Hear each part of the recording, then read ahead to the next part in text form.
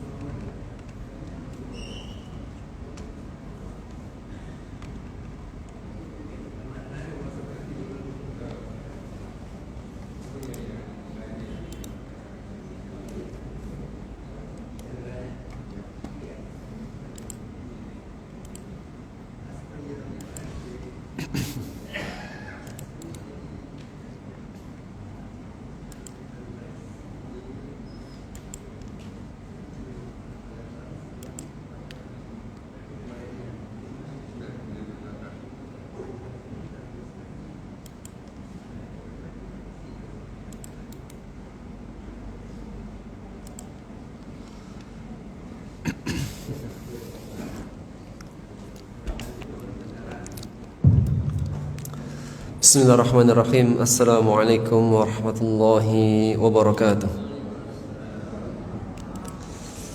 Alhamdulillah wassalatu wassalamu ala Rasulillah wa ala alihi wa sahbihi wa mawalah, amma ba'd. Allahumma la sahla illa ma ja'altahu sahla wa anta taj'alul hazna idza syi'ta sahla.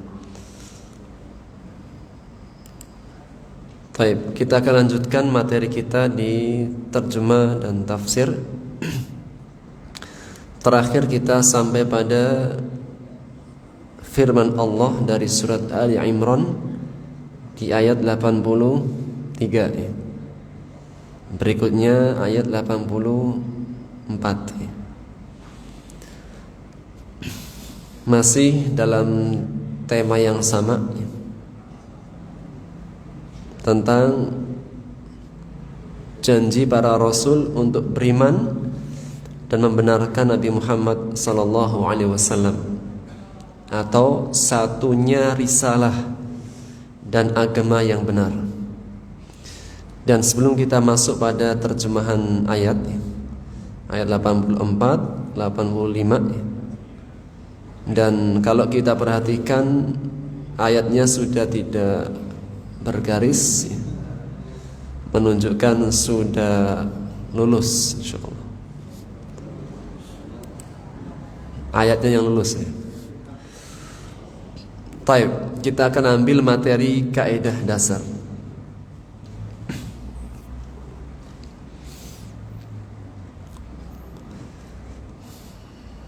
Di pertemuan terakhir dari kaidah dasar, kita membahas tentang pembagian kata berdasarkan perubahan akhir kata.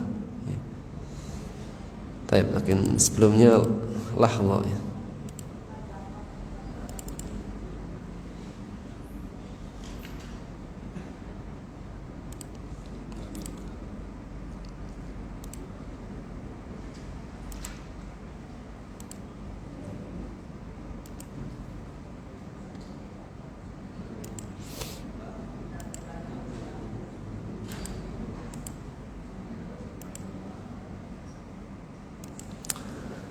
Nah, pembagian kata berdasarkan perubahan akhir.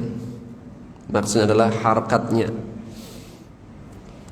Maka pembagian kata berdasarkan perubahan harokat akhirnya terbagi menjadi dua. Yang pertama adalah mu'rab, yang kedua adalah mabni.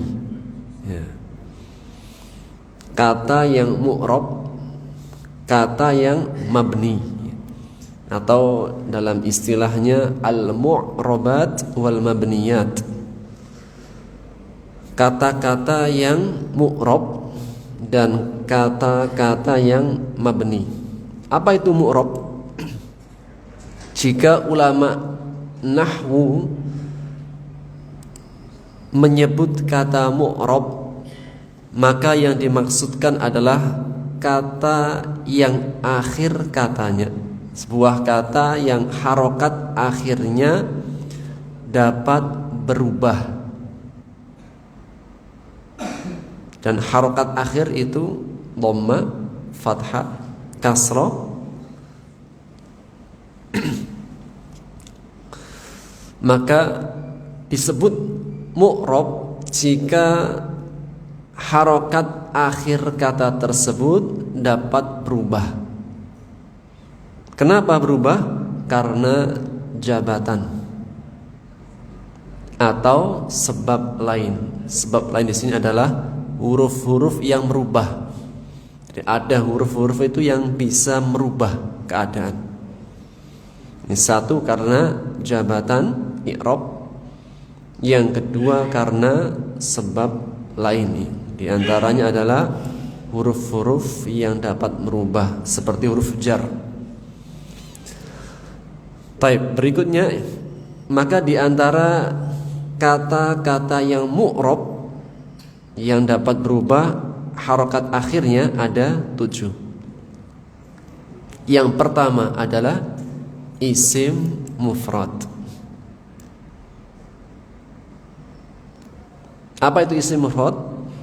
Isim yang menunjukkan arti tunggal satu, baik mudzakkar maupun muannas.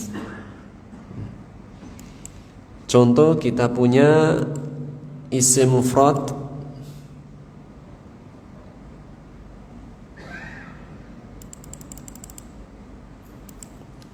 rajulun, seorang laki-laki. Ini apa? Mufrad, menunjukkan tunggal. Kalau perempuan apa Pak? Imra'atun. Rajulun seorang laki, imra'atun seorang perempuan.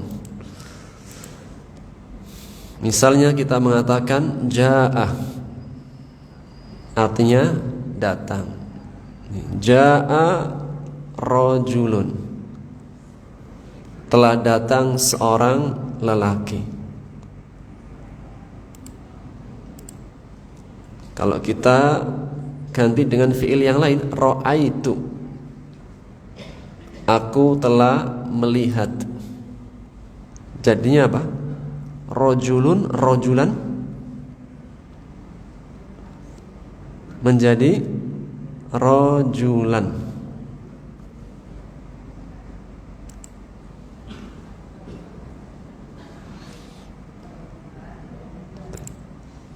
Kita ganti fiilnya menjadi marortu. Marortu artinya aku melewati. Marortu bi.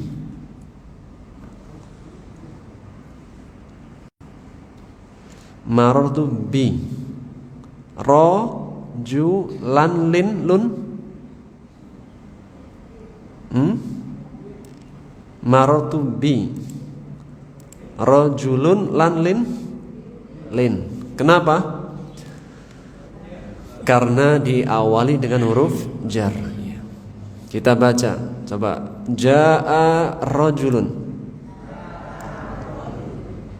Ra'aitu rajulan. Marartu birajulin. Ya. Kenapa berubah? Rajulun, rajulan, rajulin. Karena jabatan. Yang pertama, jaa fi'il. Setiap ada fi'il pasti ada fa'il. Mana fa'ilnya? Rajulun. Setiap fa'il pasti harokatnya dhammah atau marfu'. Sehingga dibaca rajulun karena fa'il, subjek. Yang kedua, ra'aitu rajulan, aku melihat. Rajulan sebagai apa? Objek atau maf'ul bih. Bahasa istilahnya adalah maf'ul bih, objek. Ra'aitu fi'il madhi. Mana fa'ilnya? Tu. Dhamir muttasil. Ra'aitu, aku melihat. Rajulan sebagai maf'ul bih. Dan semua maf'ul tanda i'rabnya dengan fathah. Terakhir, marartu bi, aku melewati. Marartu fi'il madhi. Mana fa'ilnya? Tu. Dhamir muttasil. Dan marartu fi'il yang senantiasa berkaitan dengan bi. Jadi kalau ada fi'il marartu pasti setelahnya ada bi. Ini satu paket. Jadi terkadang ada fi'il-fi'il itu yang memiliki paketan dengan huruf jar, atau dalam istilah nahwunya al-muta'alliq biharfil jar.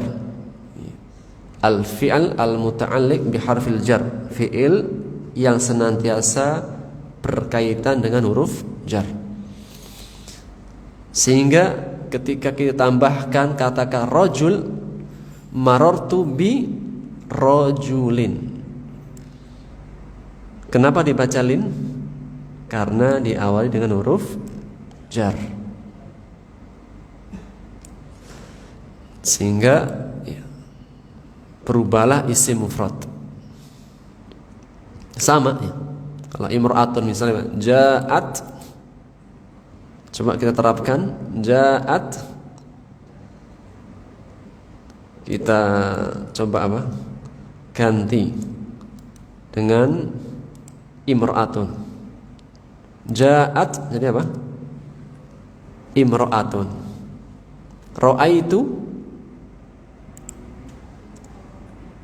Ra'aitu imra'atan.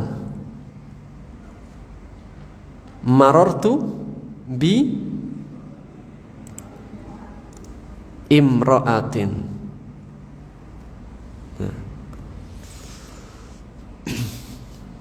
Yang pertama ja'at, pakai tak ta'nis, ja'at karena perempuan, ja'at imra'atun.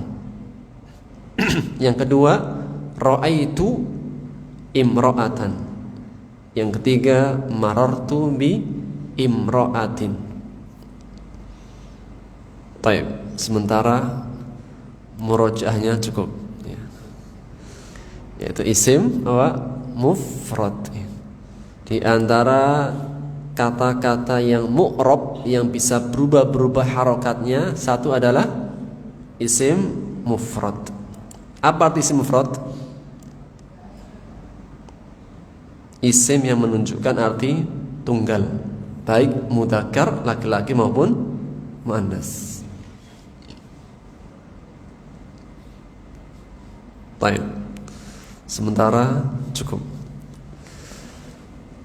Kita masuk di ayat.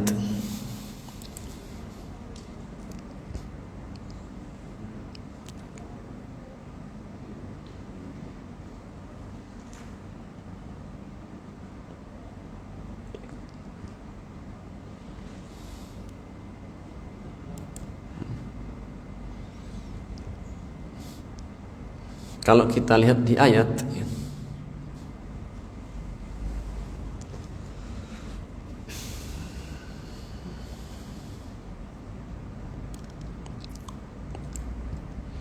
kata-kata yang mufrad di sini mana Pak?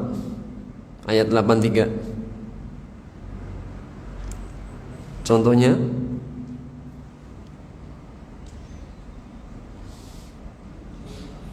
ahadin. Kalau Ibrahim, Ismail, Ishaq, ini semua isim ghairu munsharif, isim yang bukan Arab, sehingga dia itu munsharif. Munsharif itu tidak boleh tanwin jika kasrah dengan fathah. Itu nanti materinya. Maka kita bisa lihat pada ahadin. Ahadin menjadi kasrah. Kenapa? Karena sebelumnya bainah, isim dzarf. Atau pada contoh yang kedua 85, wa may yabtaghi ghairal islami dinan. Dinan isim mufrad. Ghaira fil akhirati. Kenapa kasrah? Karena diawali dengan huruf jar. Kenapa dinan? Karena sebagai maf'ul, badal ya, badal dari maf'ul. Ghaira, nah, dinan maf'ul sebagai maf'ul dari fi'il yabtaghi, barang siapa yang mencari, dinan agama. Baik, kita masuk pada terjemahan ayat 84. Bismillah. Semua kosakatanya sudah tidak bergaris bawah, menunjukkan semuanya sudah lewat.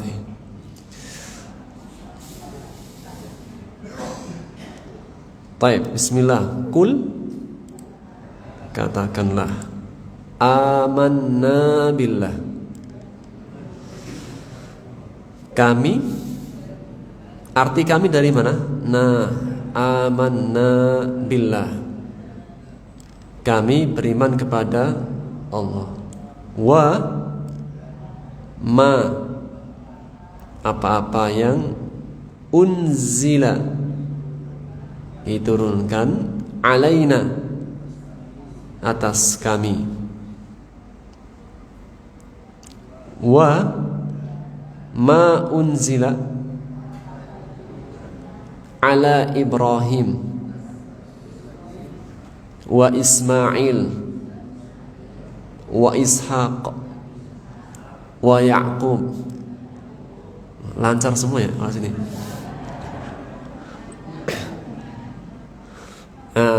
Wal asbat. Asbat, anak keturunan. Anak keturunan siapa?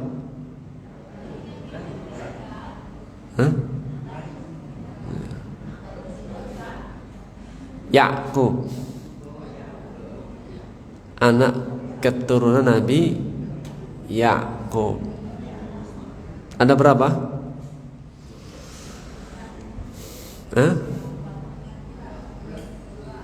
11, 12, 12, termasuk Yusuf. Kan saudaranya berapa? 11. Dengan Nabi Yusuf 12. Makanya kan dalam surat Al-Baqarah ada 12 mata air. Lanjut. Wama, dan apa-apa. Utia, utia, yang telah diberikan. Musa, wa Isa wan nabiyyun,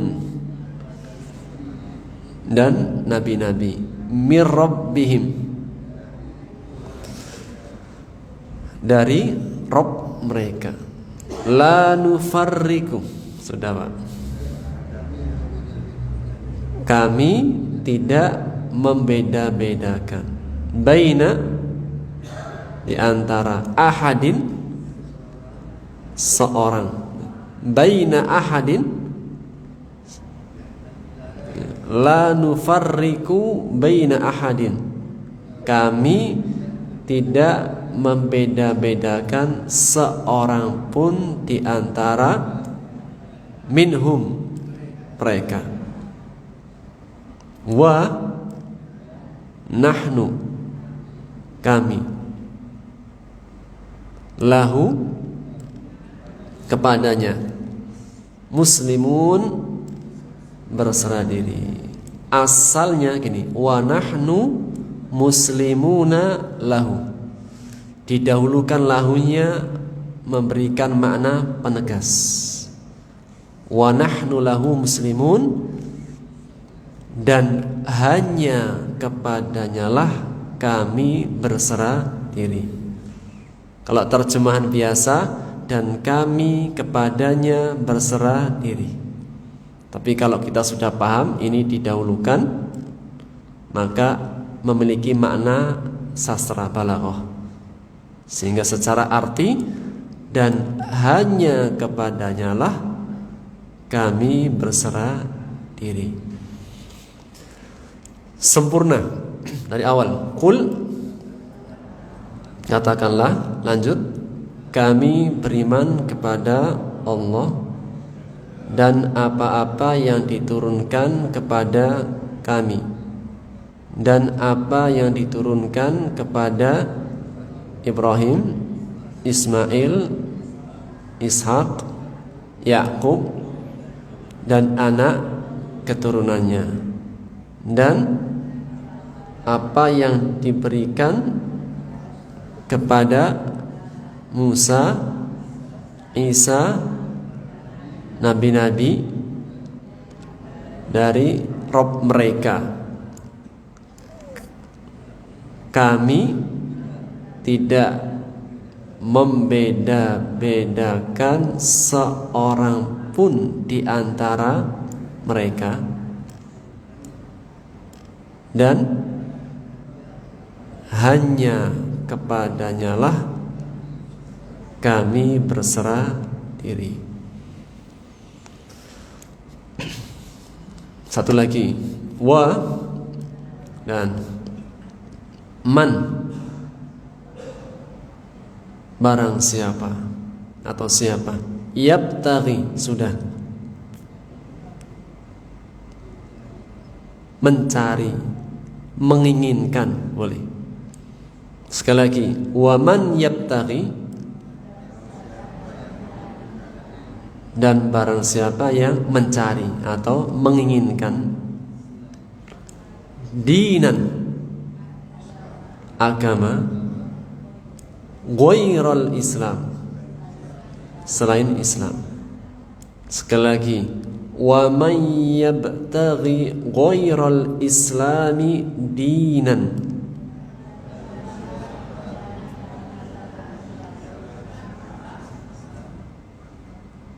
dan barang siapa menginginkan mencari agama selain Islam.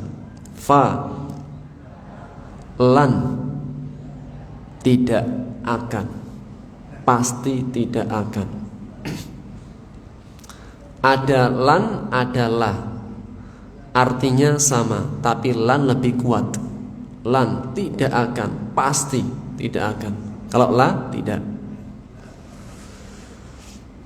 Jadi kalau la, tidak, misalnya apa? La akul, saya nggak mau makan. Tapi kalau dipaksa-paksa bisa. Tapi kalau lan, itu sama sekali. Lan akul, saya nggak akan makan, pasti nggak akan makan. Jadi lan lebih kuat. Sekali lagi, falan yuqbala, maka tidak akan atau pasti tidak akan yuqbala, makbul apa? Diterima. Taqabbalallah, diterima minhu, darinya. Maksudnya enggak diterima Pak, agamanya, amalnya. Wa huwa, dia kembali ke siapa? Huwa, dia kembali ke siapa?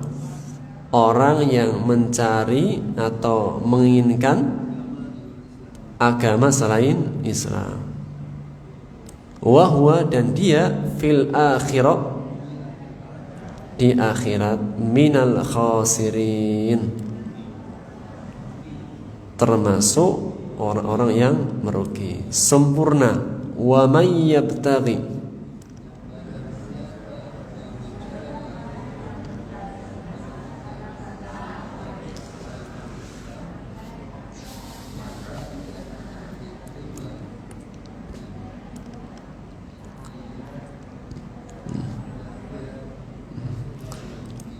dan barang siapa menginginkan atau mencari agama selain Islam, maka pasti tidak akan diterima darinya, dan ia di akhirat termasuk orang-orang yang merugi.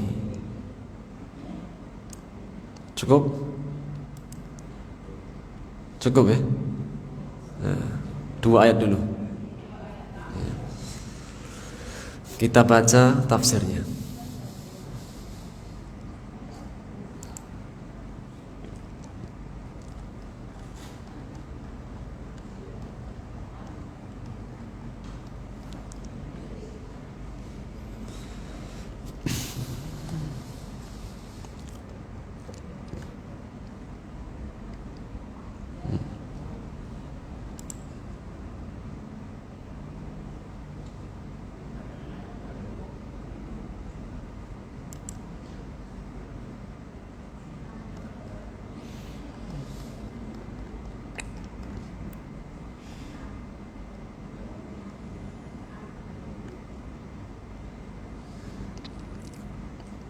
Nah, bismillahirrahmanirrahim.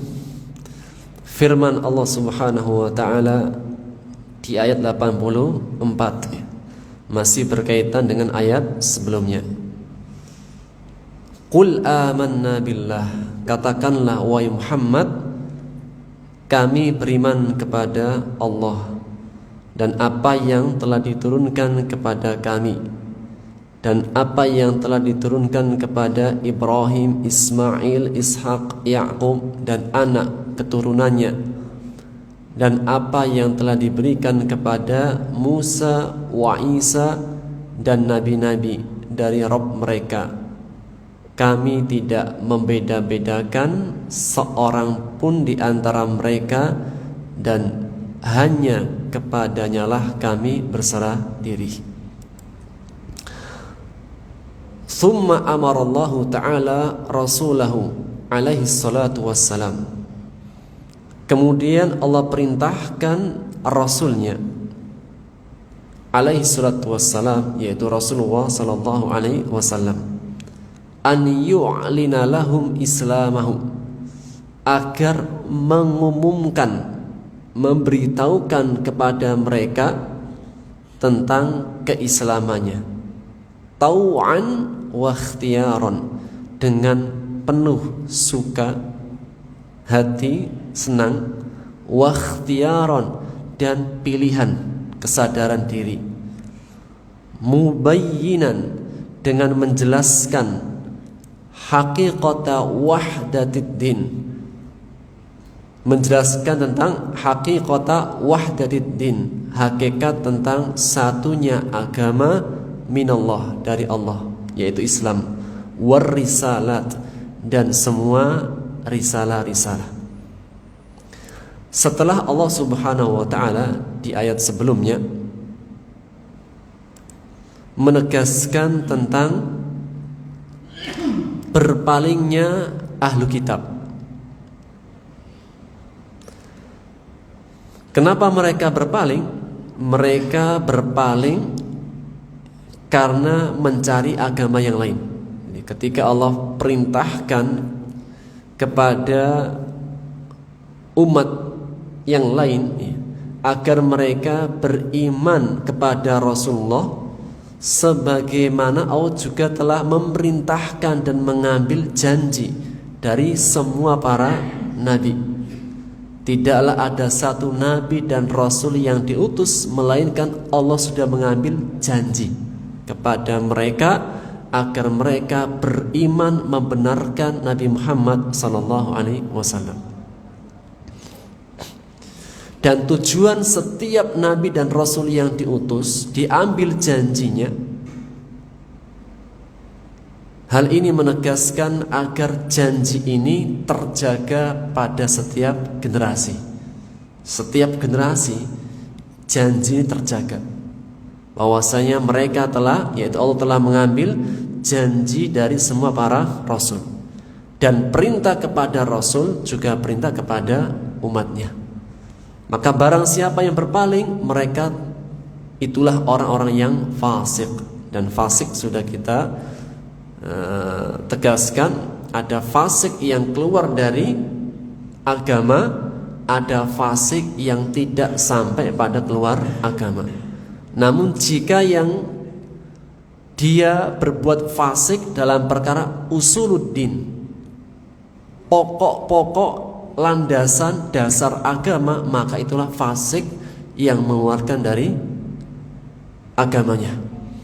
Maka Allah mengatakan sebagai sanggahan kepada mereka, afa ghayra dinillahi yabghun, maka apakah mereka menginginkan agama yang lain selain agama Allah? Sedangkan segala sesuatu baik yang di langit maupun di bumi itu tunduk patuh berserah diri kepada Allah tau'an wa karhan, baik dengan suka maupun dengan terpaksa. Suka itulah orang-orang beriman. Terpaksa semua makhluk Allah dan juga orang-orang kafir. Dan kita sebutkan tafsirnya kemarin, yaitu apa? Ketentuan Allah itu ada dua, ada yang syar'i, ada yang kauni. Ketentuan yang kauni semuanya orang pasti akan melewatinya dan tidak bisa menolak. Di antara ketentuan kauni adalah usia tua. Ada gak orang yang bisa menolak usia tua? Tidak ada. Meskipun dipermak seperti apapun permaknya, tetap namanya usia itu tidak bisa bohong. Usia tua ya tua. Jadi kayak mobil, Pak. Kalau mobil sudah mesinnya mesin tua, meskipun luarnya dipermak seperti apa, tetap apa? Ya jalannya mesin tua. Maka inilah ketentuan yang kauni. Tidak akan bisa yang bisa menolak ketentuan Allah secara kauni. Wa ilaihi yurja'un. Dan semua makhluk kembalinya kepada Allah. Bahkan di beberapa ayat Allah menegaskan yang tunduk dan patuh sampai bayangan kita. Kan kita kan punya bayangan, Pak. Bayangan kita itu pun tunduk patuh terhadap Allah Subhanahu wa taala. Allah menegaskan di antaranya dalam surat Ar-Ra'd ayat 15. Walillahi yasjudu, dan bersujud hanya kepada Allah man fis samawati wal ard, semua yang ada di langit dan di bumi, tau'an wa karhan, baik suka maupun terpaksa, wa dhilaluhum, dan bayangan-bayangan mereka, bayangan semua makhluk. Kan kita kan ada bayangan kalau di tempat yang terang atau yang ada cahayanya, dan semua benda punya bayangan. maka bayangan-bayangan itu pun apa? Sujud kepada Allah bil ghudwi wal asal, di waktu pagi maupun sore. Atau di ayat yang lainnya dalam surat An-Nahl ayat 48, Allah menegaskan awalam yarau ila ma khalaqallah. Tidakkah mereka melihat, memperhatikan kepada sesuatu yang telah Allah ciptakan? Yatafayya'u dhilaluhu 'anil yamini wa syama'il, yang bayangan-bayangan mereka berbolak-balik, berpindah-pindah ke kanan dan ke kiri. Bayangan kan bisa apa? Kadang di kanan, terkadang di kiri. Maka bayangan-bayangan ini, bayangan semua makhluk, semua benda, ada bayangan terkadang di kanan, terkadang di kiri, tergantung cahaya. Itu semuanya sujadan lillah, sujud kepada Allah. Wahum dakhirun, dan mereka dalam keadaan menghinakan diri, menghinakan diri di hadapan Allah. Kalau menghinakan diri di hadapan makhluk tidak boleh, karena sama makhluk. Namun menghinakan diri di hadapan Allah itulah yang luar biasa. Walillahi, dan kepada Allah lah, yasjudu ma fis samawati wa ma fil ard, bersujud semua yang ada di langit dan apa-apa yang ada di bumi. Min dabbah, dari binatang yang melata. Semua binatang yang melata di muka bumi bersujud kepada Allah. Di antaranya kita. Wal malaika, dan juga semua para malaikat. Wahum la yastakbirun, dan mereka tidak sombong. Allah kaitkan sujud dengan kesombongan, menunjukkan orang yang sujud adalah orang yang tidak sombong di hadapan Allah, dan orang yang tidak mau sujud adalah orang yang sombong di muka bumi.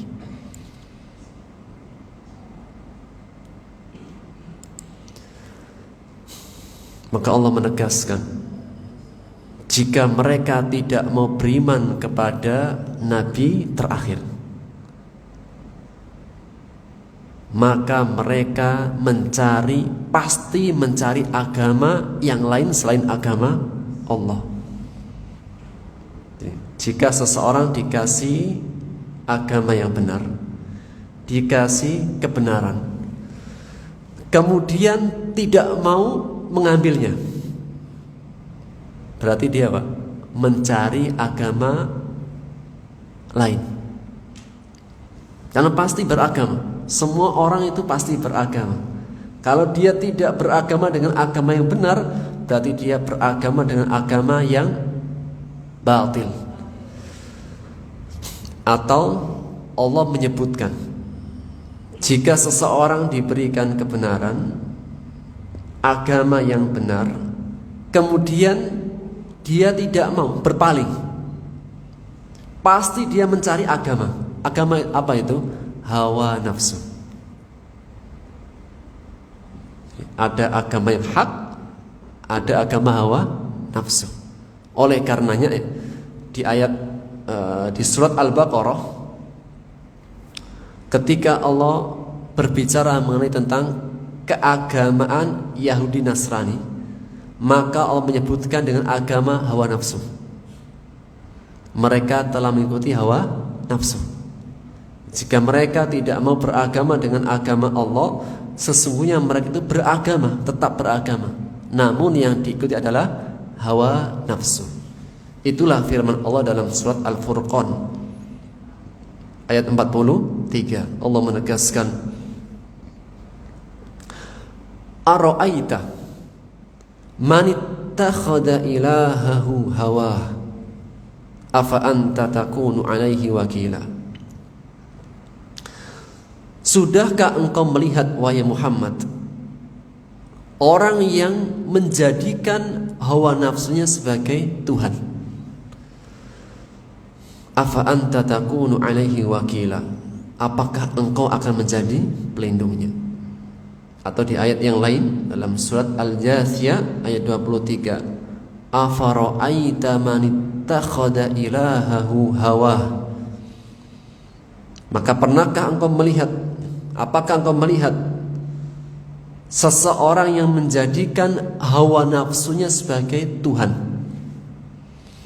Wa adallahu Allahu ala ilmin, yang jika dia menjadikan hawa nafsunya sebagai Tuhannya yang diikuti, Allah akan sesatkan ia di atas ilmunya.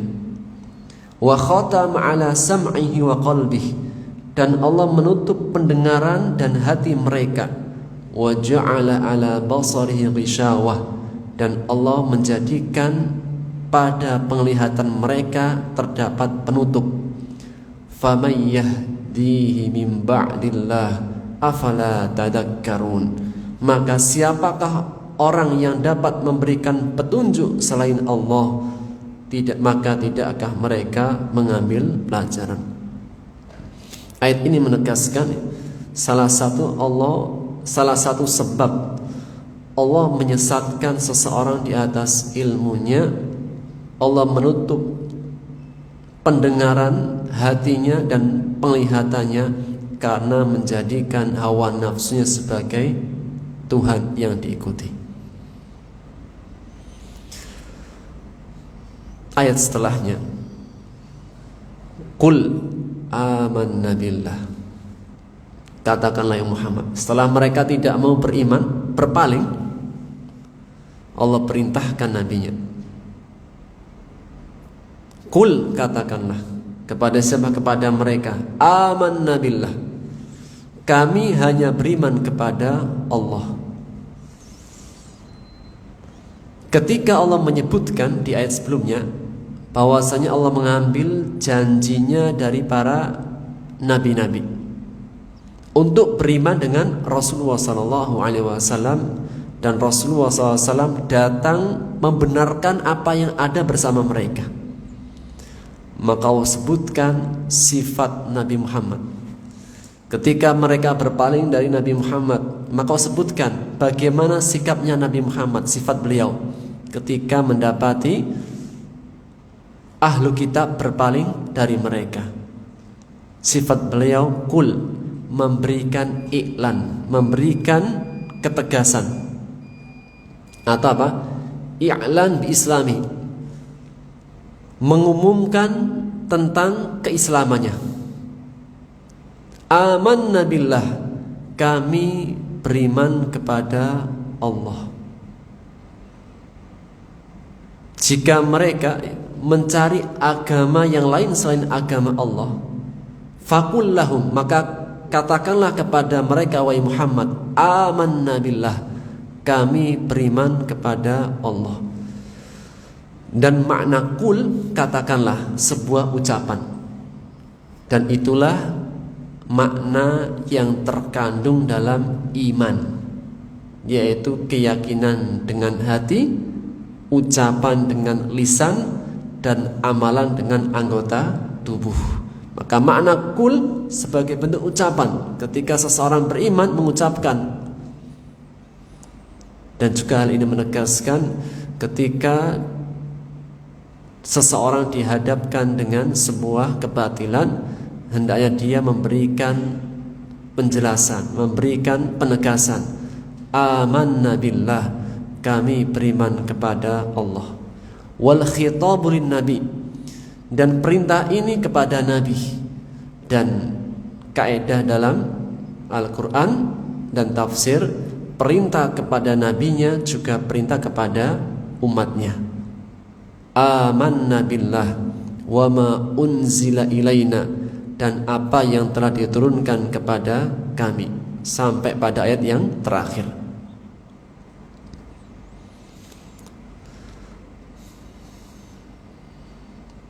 Di antara faedah yang lain, ketika Allah perintahkan untuk memberitahukan secara terbuka. Amanna billah wa ma unzila alaina sampai pada wa nahnu lahu muslimun. Allah perintahkan nabinya dengan beriman kepada Allah. Hal ini menegaskan al-imanu billah asluddin. Beriman kepada Allah itu pokok pertama dari semua pokok-pokok agama. Sebelum kepada nabi, malaikat, kitab dan seterusnya, maka pokok perkara pokok yang paling pokok dalam perkara agama keimanan adalah beriman kepada Allah. Sehingga Allah mulai dengan amanna billah, kami beriman kepada Allah. Wa ma unzila alaina, dan apa yang diturunkan kepada kami. Yaitu amanna bima unzila alaina min wahyillah minal Qur'an wa min sunnati nabihi sallallahu alaihi wasallam. Makna dan apa yang telah diturunkan kepada kami, yaitu kepada Rasulullah dan umatnya, yaitu beriman dengan apa yang diturunkan oleh Allah kepada Nabi Muhammad sallallahu alaihi wasallam min wahyillah, dari wahyu Allah. Apa yang mencakup wahyu Allah?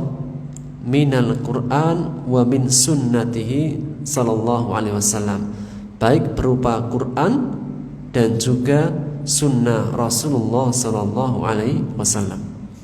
Fasunnatu munazzalah, maka sunnah juga adalah perkara wahyu yang diturunkan, sebagaimana firman Allah dalam surat An-Nisa ayat 113. Allah menegaskan wa anzalallahu 'alaikal kitaba wal hikmah, dan Allah telah menurunkan kepadamu wahai Muhammad apa itu? Alkitab, Al-Quran, wal hikmah, dan hikmah. Apa itu? As-sunnah. Nama lain daripada sunnah adalah hikmah. Dan makna hikmah, satu, menempatkan sesuatu pada tempatnya, takarannya itu yang terbaik dan yang paling pas. Tidaklah kita mendapati perkara sunnah melainkan itu pasti yang terbaik. Dan di antara makna hikmah yaitu asrarus syariah, rahasia-rahasia syariat, itu kita bisa dapati dalam perkara sunnah. Berikutnya, wa ma unzila ala Ibrahim wa Ismail, bahwasanya apa yang dibawa Rasulullah setelah beriman kepada Allah, beriman kepada apa yang telah diturunkan Quran dan sunnah. Juga yang dibawa Rasul adalah wa ma unzila ala Ibrahim wa Ismail wa Ishaq wa Ya'qub wal asbat. Juga apa yang telah diturunkan kepada Nabi Ibrahim, mengajak untuk beriman kepada apa yang diturunkan kepada Nabi Ibrahim. Wa qul, dan katakanlah Muhammad juga kepada ahlu kitab, amanna aidan bima anzalallahu ala Ibrahim, dengan apa yang Allah turunkan kepada Nabi Ibrahim, wa ala ibnaihi, dan kepada dua anaknya Ismail wa Ishaq, wa ala Ishaq Ya'qub, wa ala ibni Ishaq Ya'qub, dan juga kepada anaknya Nabi Ishaq yaitu Ya'qub, wa ala anbiya butuni Bani Israel, dan kepada nabi-nabi dari perutnya, dari nasabnya Bani Israel, al-mutasya'iba minal aulad al-ithna ashar li Ya'qub, yang mereka cabang dari anak-anak keturunan Nabi Ya'qub, yang jumlahnya al-ithna asyar, 12, li Ya'qub, yaitu miliknya Ya'qub, anak-anak miliknya Nabi Ya'qub, 12, wa huwa Israil, dan dia siapa? Nabi Ya'qub adalah Israil, hamba Allah.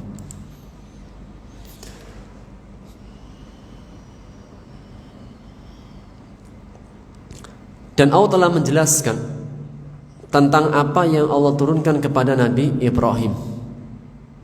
Yang Allah turunkan kepada Nabi Ibrahim alaihissalam, innama huwa suhuf, namanya adalah suhuf. Jadi yang Allah turunkan kepada Nabi Ibrahim namanya adalah suhuf. Kalau suhuf secara arti bahasa artinya adalah lembaran-lembaran.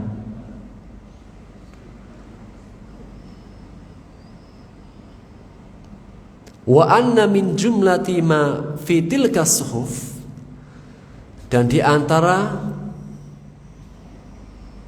jumlah, di antara beberapa pelajaran atau wasiat dari suhuf Nabi Ibrahim adalah firman Allah, bal tu'sirunal hayatad dunya wal akhiratu khairu wa abqa. Bahkan kalian lebih memiliki kehidupan dunia dan akhirat lebih baik dan lebih kekal. Wa dzalika, dan yang demikian itu fi qaulihi, masuk dalam firman Allah, inna hada la fis suhufil ula suhufi Ibrahim wa Musa. Sesungguhnya hal ini benar-benar terdapat dalam suhufil ula, suhuf yang pertama, yaitu suhufnya Nabi Ibrahim wa Musa. Sehingga bisa dikatakan ya, kitabnya Nabi Ibrahim adalah suhuf. Allah beri nama dengan suhufi Ibrahim wa Musa. Wa ma utiya Musa wa Isa, setelahnya, dan apa yang Allah telah berikan kepada Nabi Musa dan Isa, wan nabiyun, dan para nabi-nabi dari Rabb mereka, yaitu waqul, dan katakan juga wahai Muhammad kepada mereka ahlu kitab, amanna, kami beriman dengan kitab Taurat, amanna bit Taurah allati a'taha Allahu Musa alaihi salam, kitab Taurat yang Allah telah berikan kepada Nabi Musa alaihissalam, wal Injil alladzi a'tahu Allahu Isa alaihissalam, yang Allah telah berikan kepada Nabi Isa alaihissalam, wa ma ayyadahum Allah bihi minal ayat, dan apa-apa yang Allah telah menguatkan keduanya, yaitu Nabi Musa dan Isa, dari ayat-ayat, yaitu mukjizat pada Nabi Musa dan pada Nabi Isa. Wa ma u'tiya jami'al anbiya'i min rabbihim, dan apa-apa yang telah Allah berikan kepada semua para nabi-nabi dari Rabb mereka. Dan inilah apa? Syiar Islam. Apa itu syiar Islam? Beriman kepada Allah, beriman dengan apa yang Allah turunkan, kitab-kitab, beriman kepada apa yang Allah juga berikan kepada nabi-nabi itu. Apa yang Allah turunkan kepada Nabi Ibrahim, Ismail, Ishak, Ya'qub, Asbat, dan apa yang Allah telah berikan kepada Nabi Musa, Isa, dan semua para nabi. Inilah adalah syiar Islam. Jika seseorang ditanya, apakah engkau beriman dengan Nabi Musa? Iya. Nabi Isa? Iya. Dengan apa yang diturunkan? Iya.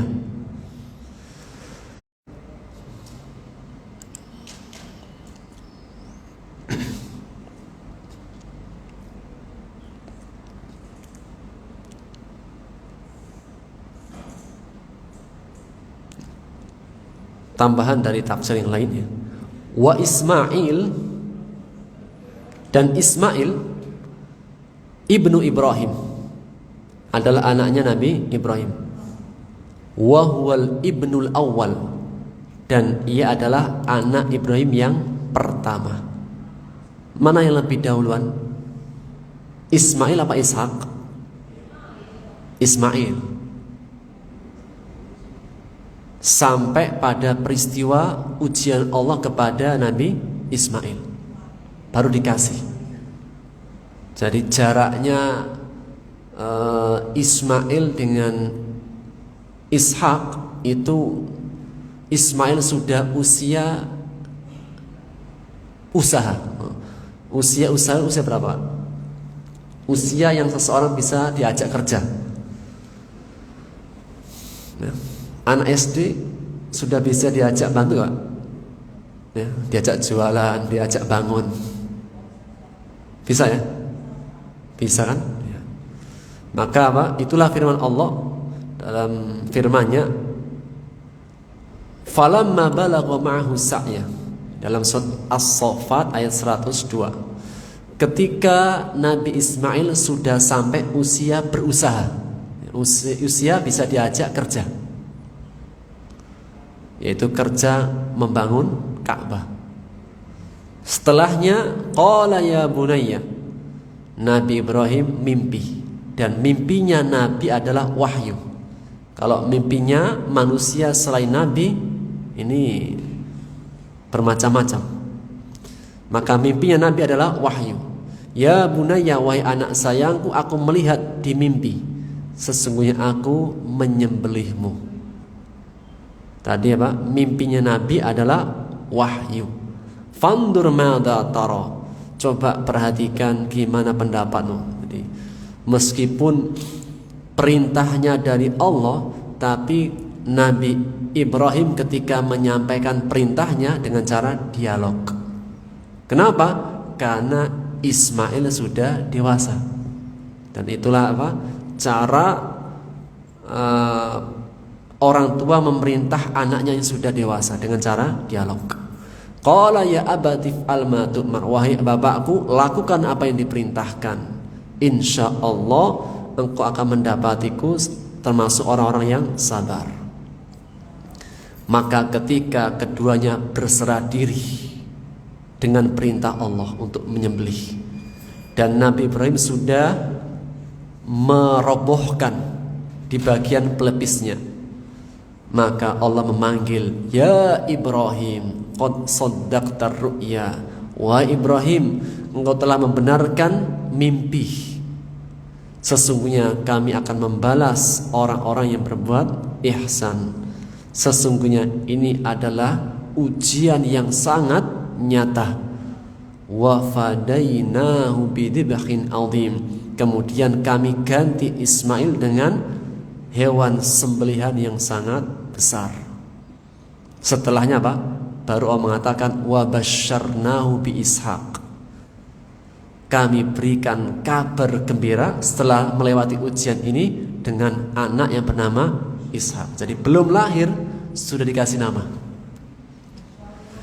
Wa basyarnahu bi Ishaq, belum lahir sudah dikasih nama. Sehingga boleh nggak ngasih nama sebelum lahir? Boleh. Belum lahir, Pak. Jadi misalnya Pak, belum punya istri, sudah nanti kalau saya punya anak saya kasih nama ini. Padahal belum menikah. Boleh nggak? Ya boleh. Mana dalilnya? Ini kisah Pak, Allah memberi karunia anak yang kedua kepada Ibrahim dengan Ishak, padahal belum apa-apa. Taib. Wa Ismail afdal min Ishak, dan para ulama mengatakan Ismail itu lebih, kedudukannya lebih afdal daripada Ishak. Kenapa? Karena dari Nabi Ismail lah lahir Nabi yang terbaik dan pemimpinnya semua para Nabi, yaitu Nabi Muhammad SAW. Kemudian setelahnya Ishak. Ishak ibnu Ibrahim Ats-Tsani, anak Nabi Ibrahim yang kedua. Wa min fadlihi, dan di antara kelebihan Nabi Ishak, anna julal anbiya ba'dahu min dzurriyyati. Semua nabi-nabi setelahnya, setelah Nabi Ishak, itu anak keturunannya. Masing-masing punya kelebihan. Nabi Ismail punya kelebihan, Nabi Ishak juga punya kelebihan. Tapi Nabi Ismail tetap lebih istimewa.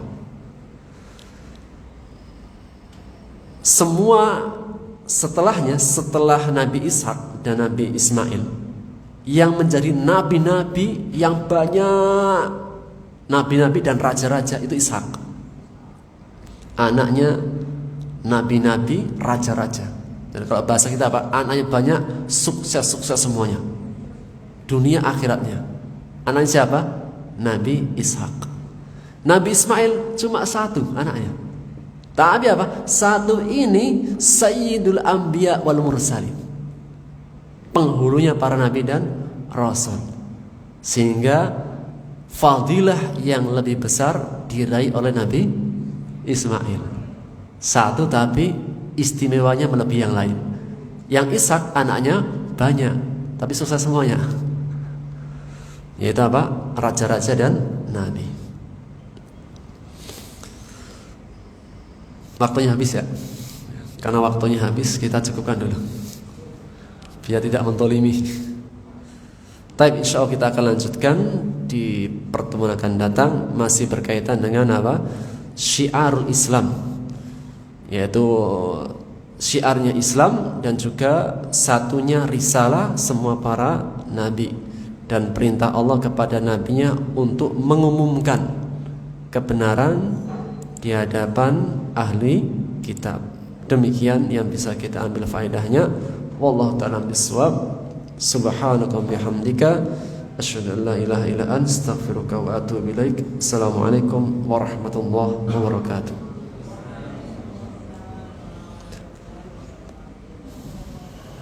Wa iyyakum barakallahu fikum.